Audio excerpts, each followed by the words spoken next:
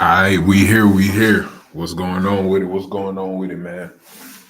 We gonna get into it tonight. Quick little stream, quick little live stream. I'll probably be going live multiple times tonight. I just wanted to talk about something real quick, man. This YSL trial is crazy, man. This is unlike any trial that we've ever seen before. And I'm gonna say this now. This is the most infamous hip hop trial of all time. I can't think of any others that number one lasted as long. Number two involves so many moving parts. All right, it's still things going on with Fannie Willis that have to do with this. Again, this is just part one. All right, this is it's so much stuff to unpack. I was still researching when I decided to go live tonight because it's just so much things happen. I gotta, what I'm saying, make something happen now and talk about it now. But part two, part three of this, moving on, will be more in depth. We're gonna kind of start from the beginning a little and just, slowly move forward with it. All right, now let me talk about the title of this real quick. The reason why I said this is proof that Atlanta is the Wild West. Was that a little bit of clickbait there? Yeah, it was, but at the same time, it wasn't. I stayed in Metro Atlanta for a very long time, several years. I lived there, and I worked in the city of Atlanta a lot as an Uber driver, delivery driver, Amazon driver. So I was in the city, the heart of the city, a lot. You know what I'm saying? And the type of the crime and the corruption and the underworld, the things that go on in the city. When you see the trial play out like this, you understand why. You understand this judicial system. It has good people, and some of the people mean well, but the way things are set up, the way that it's almost kind of like it's lawlessness, you know what I'm saying, inside the courtroom and some things of that nature. But the biggest news recently was Brian Steele being arrested. All right, now we know some other things have happened as far as him being arrested. He's not uh gonna have to do the 20 days in jail anymore, which would be, the weekends that he was gonna do that he agreed to do with the judge. He's not gonna have to do that anymore. However, this is still an important, him even getting arrested is a big deal. So it's kind of two things that's going on here. And because this is a strategic thinking media platform, when we look at this YSL case, right, we got to see what is the strategy behind each sides of what's going on. Okay, so I'm gonna let Microsoft Copilot talk to y'all a little bit about why Brian Steele was arrested. Okay, like I said, we kind of gonna start from the beginning, not the very beginning, but we're gonna start from him being arrested, which that was 2-3 days ago. So let's get into why Brian Steele was arrested. Brian Steele, the defense attorney for rapper Young Thug, was found in contempt during the YSL RICO trial in Atlanta. The judge ordered him to spend the next 10 weekends in jail after he refused to disclose how he learned about a private meeting between the judge, prosecutors, and a key state witness. The trial has been ongoing for over a year and has faced various challenges. But this recent development adds another twist to the proceedings. Young Thug, whose real name is Jeffrey Lamar Williams, faces multiple charges related to racketeering, gang activity, drugs, and firearms. If you'd like more details or have any other questions, feel free to ask. Okay, so there you go. Basically, he refused to disclose how he learned about a private meeting between the judge, prosecutors, and a key state witness. All right, so that right there, the fact that he knew about it, what does that mean? That could possibly mean that we have people playing both sides, okay, which is never good when it comes to anything in the judicial system. Anytime a nigga's life, a person's life and their freedom, is in the balance, everybody's ducks should be in a row. Okay. Him getting secret information, that kind of makes the whole thing look crazy. And that's something else that I want to talk about. And that's something else that I want to get into. the whole thing as far as how the aesthetics of this look is bad. It's not good for the prosecution because it makes it look like some type of whole type of clown show. It makes it look like people aren't taking the judicial system in the state of Georgia seriously because there's already been hella scandals. There's already been things involving Fannie Willis and other people in Atlanta connected to her. All right. So before we go any further, let's talk about the main evidence that has been presented. All right. Before we get into Brian Steele, more about him getting arrested and more about the corruption from the judge. We're going to get into the judge. More of that will probably be in part 2 because it's a lot to unpack there. But let's talk about what the prosecution has specifically. Let's talk about what Thug is up against. During the YSL RICO trial in Atlanta, prosecutors have presented various pieces of evidence to support their case against rapper Young Thug, Jeffrey Lamar Williams. Some of the key evidence includes wiretapped phone conversations, surveillance footage, financial records, and testimonies from cooperating witnesses. These elements aim to establish connections between Young Thug, his associates, and alleged criminal activities related to racketeering, drugs, firearms, and gang involvement. However, specific details about the evidence and its impact on the trial's outcome are subject to ongoing legal proceedings. If you'd like further information, feel free to ask. Okay, now, there we go right there. A racketeering case. All right, this is racketeering. This is gang activity. All right, this is a kingpin type of mob boss type of charge. Now, me personally, do I think there's enough evidence to call him a mob boss and some type of crime drug lord or any type of thing like that? No. All right, from what I get from this trial, and I'm going to do more research as I break this down more and more. To me, it seems like when Young Thug was broke in the hood and poor, he was doing bullshit with gang members. Yes, that's true. All right. He start focusing on music, start making real money. And he kept these same people around. The same people he was running the streets with, he kind of kept them around once he started making money and when he didn't necessarily have to commit crime anymore. So what the state is trying to say is that he kind of put the battery in all these folks back and he wanted to keep the crime ring going as he was becoming a rap superstar. And that's one thing that, any type of law enforcement does not like. They don't like people being powerful. They don't like people having influence and having money. And in this case, even fame.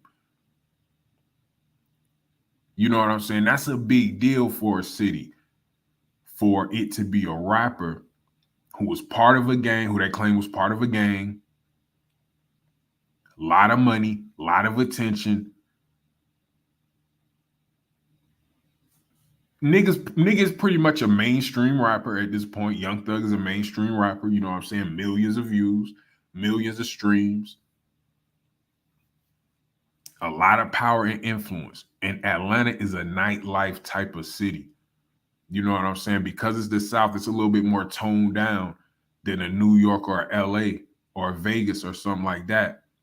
But it definitely has a big nightlife underworld. And rappers attribute to that. Dope boys attribute to that. Gang members attribute to that. So the state is taking that seriously, but I think they kind of bit off more than they could chew now. We're gonna keep it moving though. We seen or we heard the charge that was related to Young Thug. Okay, so let's hear more about Brian Steele specifically. Brian Steele, the defense attorney for rapper Young Thug, Jeffrey Lamar Williams, played a crucial role in the YSL RICO trial in Atlanta. As Young Thug's legal representative, Steele advocated for his client's interests, cross-examined witnesses, and presented arguments to challenge the prosecution's case. However, during the trial, Steele was found in contempt by the judge for refusing to disclose how he learned about a private meeting involving the judge, prosecutors, and a key state witness. As a result, he was ordered to spend 10 weekends in jail. Despite this setback, Steele's role remains pivotal in shaping the trial's outcome. If you have any more questions, feel free to ask. Okay, cool. Catching everything back up to speed recently. Let's see. Lil Woody refuses to testify. All right. Now, I remember seeing this. I remember watching this, and I don't know if this is something that Lil Woody planned or if at the moment he decided to not cooperate. Okay, because he's cooperated before. Let's be honest. Let's put it out there. He's cooperated with the police before. I went over that in my last video. No disrespect to anybody. I'm not a street person. It's not my job or my role to judge what people do. You know what I'm saying? When you're doing crime, whatever happens, happens. If you feel like you need to tell, that's something you got to deal with. But because this is a strategic thinking media platform, all right, we have to get to the bottom of what's going on, and we got to understand why the people are doing what they're doing. All right, so let's talk about why Lil Woody didn't testify. Let's get into that. During the YSL RICO trial, Kenneth Lil Woody Copeland, a pivotal state's witness, invoked his Fifth Amendment right to avoid self-incrimination and refused to testify against rapper Young Thug, Jeffrey Lamar Williams. However, after his arrest, Copeland reportedly provided police with information about several past and future crimes, including potential assistance in obtaining a confession from Young Thug. The trial has seen its share of courtroom drama, including Copeland's attempt to fire his attorney during testimony. Despite these twists, the legal proceedings continue, and the jury will ultimately decide the outcome. If you have any more questions, feel free to ask. And man, they was asking this dude questions, and I'm telling you, man, he was just acting oblivious to anything. He was making them ask questions multiple times. And you know what I'm gonna do? I'm gonna pull up a little bit of his testimony. And I'm gonna let y'all just hear a little bit of how he was playing this, how he was playing this. Again, when you talk about strategic thinking, all right, this could be strategic, or he could just be scared to tell. We don't know. I can't tell from this point. And it's a video out there, all right, that I seen. Salute the King AK-47. Him and Seti Nash have been going crazy during this YSL trial. They have been going absolutely crazy. And they done made some great content. But it was a video that I seen. This is Lil Woody getting sworn in or whatever. This is what you're seeing in the video. I seen a video of it looked like just it was different hand signals with the judge, and with the judge and the prosecutor was like communicating like with hand signals, some crazy shit, some crazy wild west type shit. And that's gonna be in part 2. All right, so y'all stick around for part 2, please. And I'm gonna break that video down, but I do gotta check the authenticity of the video. I know King AK-47, I believe, was playing it, but I don't know who he got that video from.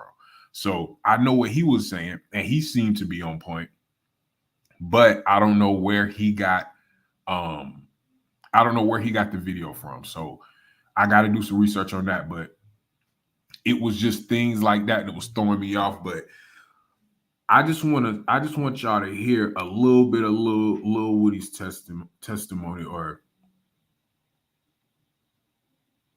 what we thought it was gonna be. Here we go. Just take a listen to how when they're asking him about 30 deep, pay attention and listen to how he answers the question. Now, this is just an example. He's been doing this with everything. But listen how he responds when they talk about 30 Deep. 30 Deep is a notorious gang who everybody knows about. Okay? Everybody in Atlanta knows about it. Even people on the outskirts of Atlanta, where I lived, everybody know who 30 Deep is. But listen to how he describes it when they're asking him about it. You said, have I ever heard 30 Deep? Yes. Yeah. And what's 30 deep? What you mean? How have you heard that term, 30 deep? How have I heard of the term 30 Deep? Yes.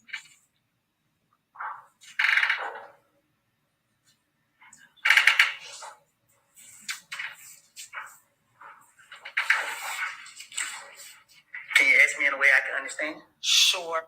Now, pause. She said, have you ever heard of the gang 30 Deep?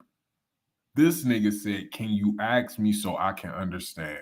Let's rewind that. Let's rewind that.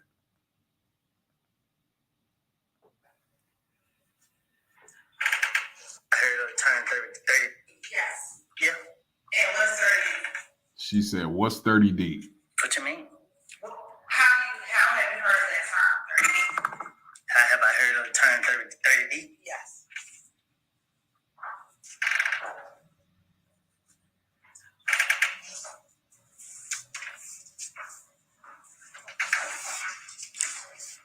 Can you ask me in a way I can understand? Sure.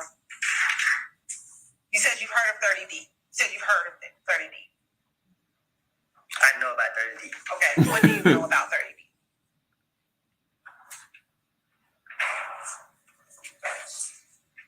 What you mean? What do I know about it? Simple question. You said you know about 30 deep. What do you know about 30 deep? You say the whole number of that question I checked. Okay, there you go. I think y'all get the picture, and I'll have this set up better on part 2, so y'all can see the video. Let me put the video up here. But he clearly is acting oblivious to questions that the police and the prosecution knows that he knows. Listen, man, a lot of people, and again, this is no disrespect to Lil Woody, man. I don't care about none of that snitching, none of that stuff. That I've unless it involves me personally or people around me, I don't have a say on it. But again, this is involving a rapper, and this is a hip hop strategic thinking media platform. So we got to get into it. Again, no disrespect to Lil Woody whatsoever, but a lot of people are saying Lil Woody hold it down. He's 10 toes down, blase, blase.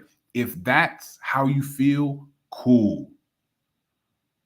But we have to remember a lot of the things that they're asking him, y'all, he already told the police this. Some of these things. Okay. So it looks cool now, the optics of it, of him bucking in court.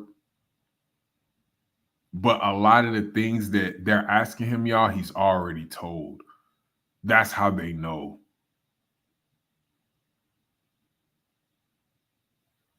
So it just is what it is. Now, is he throwing a little wrench in their plans? Absolutely.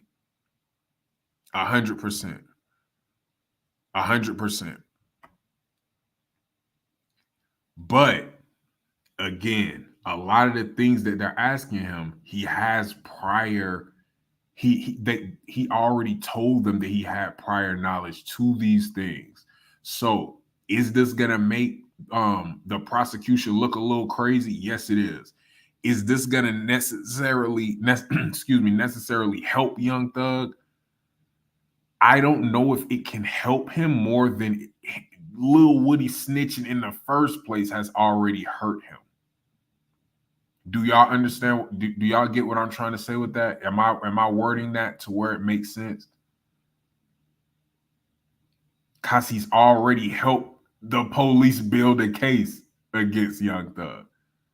You see what I'm saying? So now coming back and not telling, yes, you're not helping out more. You're not helping out during the trial, but you helped out before already. You know what I'm saying? So hey, but if you look, but I want y'all to look at the screen. Look at the look on Lil Woody's face when they're asking him questions. Everything, it seems like everything is just, he's confused about everything. You know what I'm saying? He's confused about everything. Look at his face when he's talking to the prosecution. Look. You can't even hear what he's saying. He looked like he forgot, right? He looked confused. He could possibly be being difficult on purpose. We don't know. Now, this is a game, y'all. When it comes to courtroom politics and things like that, this is a game, okay? It's a game. Now, is the judge playing a game too? Because it seems like at this point, Lil Woody is kind of playing one. But we don't know. So let me ask Microsoft Copilot this. Is there corruption in the YSL trial? This is what I asked. Now, the answer to this, obviously this is AI, okay? It doesn't know for sure. Only the people involved know for sure. But this can give you a quick snapshot of everything that's been going on. Everybody's not following this as closely as others. So coming to my platform, you don't got to sit for a 3-4 hour live. I could do that. I definitely have the skills to do that. But I know some people want quicker doses of content. So I asked the co-pilot to sum everything up. Is there corruption in the YSL trial? This is what we got.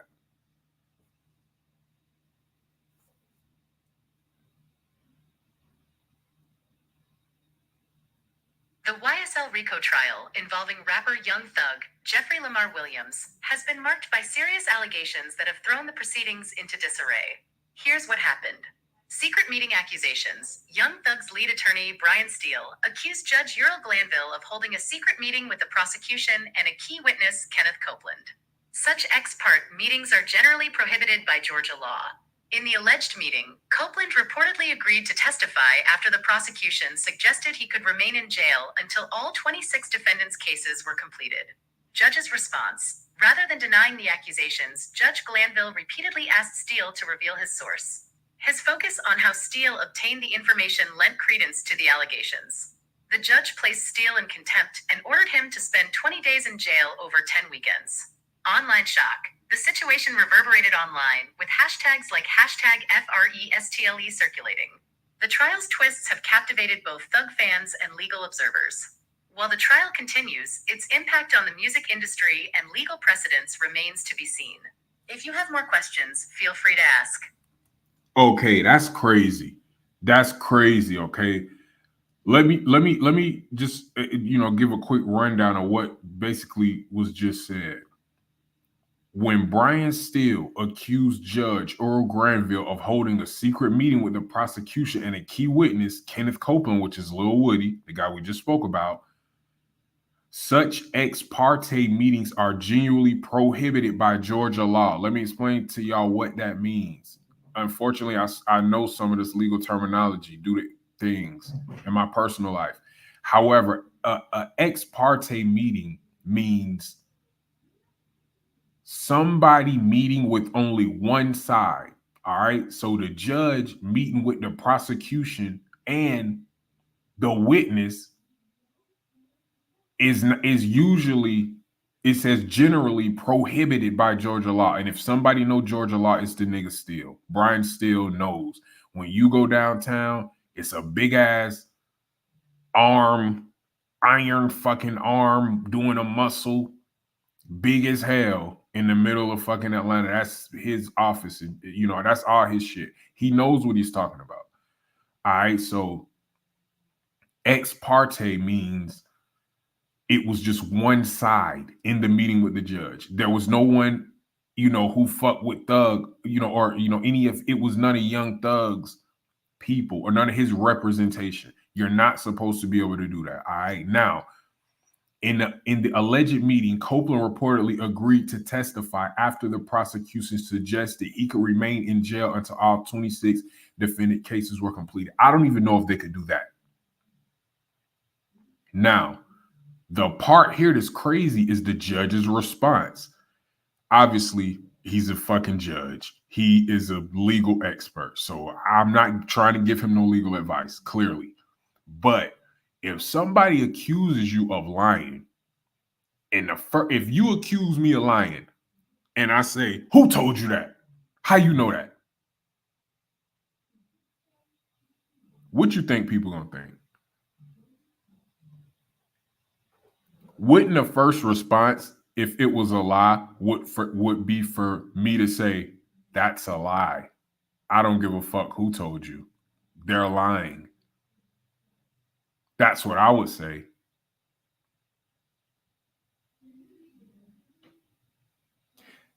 They're saying he focused on where Brian Steele got the information. Brian Steele is a damn good lawyer. How did he get the information? The fact that he refused to tell, the way Judge Glanville replied, and the way Brian Steele handled this, it make the shit seem true. Keeping it real, it make the shit seem true. Again, if somebody accuse you of something that is supposedly a lie, and you reply trying to figure out where they got the information from, your response and your main source of inquiry is about where the information came from, people are going to think you're lying. People are going to wonder why you're okay with people thinking you're lying. Why are you not combating that, saying that it's not true? Who cares where the information came from if it's not true? It doesn't matter where the information came from if it's not true, right?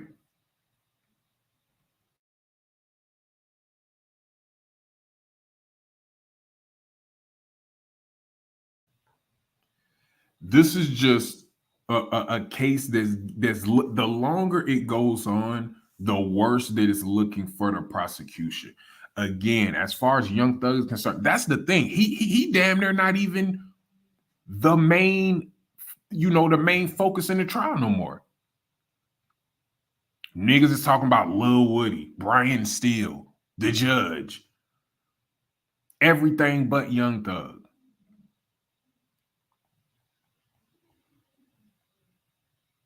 So Brian Steele done went to jail for being held in contempt.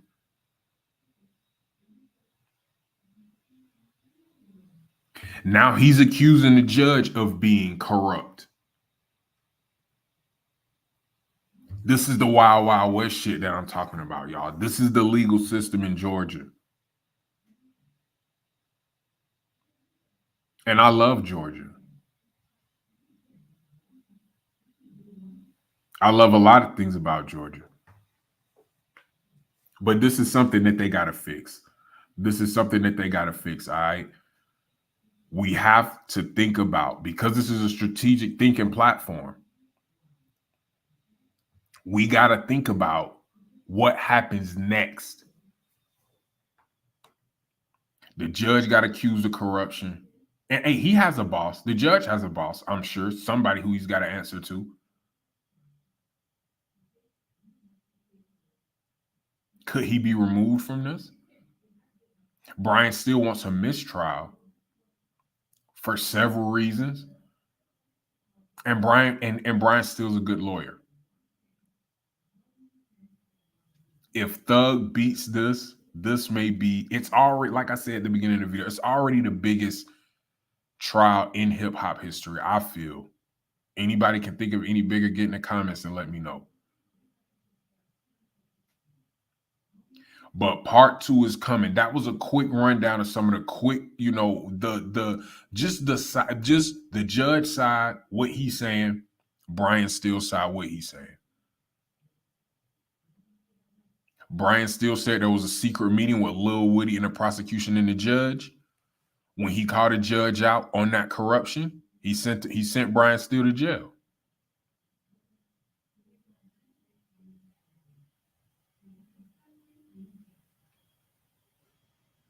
Then we got Lil Woody, who agreed to testify for the immunity. Then he changed his mind, seemingly at the last second. This is wild, wild west shit for real. Because people are doing what they want. We haven't even gotten to Fannie Willis. And we'll do that in part 2.